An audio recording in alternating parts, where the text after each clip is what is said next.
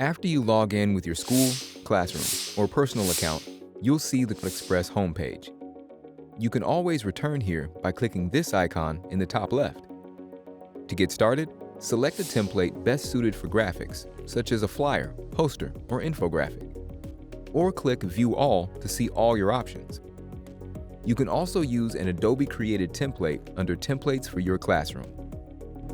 The left toolbar allows you to add new content to your project, such as images, text, shapes, templates, or backgrounds.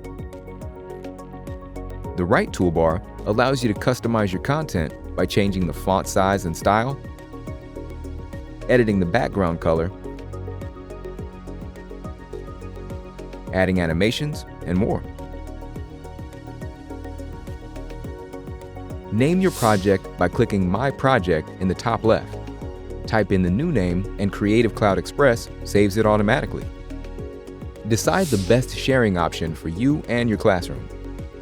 You can collaborate with someone, download your work, share via a public link, or send your work directly to Google Drive, Google Classroom, or Microsoft Teams.